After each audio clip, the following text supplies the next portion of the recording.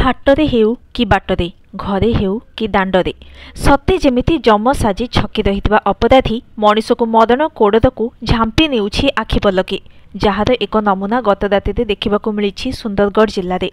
निस्तब्ध राति ठक ठक शब्द शुणी कबाट खोलिला बेलू गुली माड़े चलीगला 7 मासर गर्भधारण कर जड़े महिला जीवन।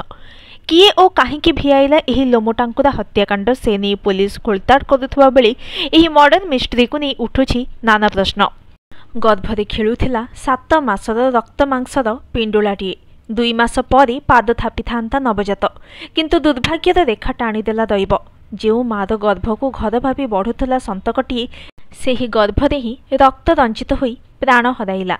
बक्षस्थल दुर्बृत्तर गुली माड़ जोगु माँ तो चलीगला, से ही मार गर्भरे आखि बुझिला 7 मासर गर्भस्थ संतान। स्तब्ध सारा इलाका, केही किछि बुझी पारु नाहांती। कोहरे केवल फाटी पड़ुछि मृत महिलांकर बापा आउ मांकर प्राण। सुंदरगढ़ टिकायतपाली थाना झिड़ापाली गाँ निस्तब्ध राति परिवार सहित शोई जाइथिले 7 मासर गर्भवती सौम्या बेहेरा। स्वामी देवन बेहेरांकर कहवा अनुजाई समय राति प्राय 12:30। हठात किए जणे कबाट को ठक ठक करी डाकिले, आउ शब्द शुणी कबाट खोली सौम्या।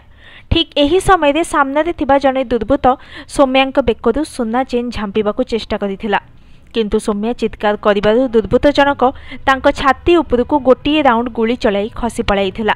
एणे रक्ताक्तर अवस्था सौम्यांकू बणी डाक्तरखाना निया जाइथिले भी सेठारे मृत घोषणा करिथिले डाक्तर। पंचायत निर्वाही अधिकारी देवन बेहेरांकू गत वर्ष फेब्रुआरी विवाह करथिले छेंडीपदार सौम्या। तेबे लुट पाई हत्याकांड ना सौम्यांकू हत्या पाई रची जाइथिला सुपरिकल्पित षड्यंत्र। पाखरे स्वामी थाउ थाउ गर्भावस्था थिबा सौम्या विलंबित राति कबाट खोलिबा पछर सत्यता केते, एभली नाना प्रश्न उठुवा बेले डीआईजी सहित राउरकेला एसपी घटनार छानभिन चलाइछंती। एबे अपेक्षा सारा जिल्ला रे चांचल्य सृष्टि करिथिबा एही रहस्यमय अपराधर कि सत्य सामना को आणुछि police. Bureau report, news today.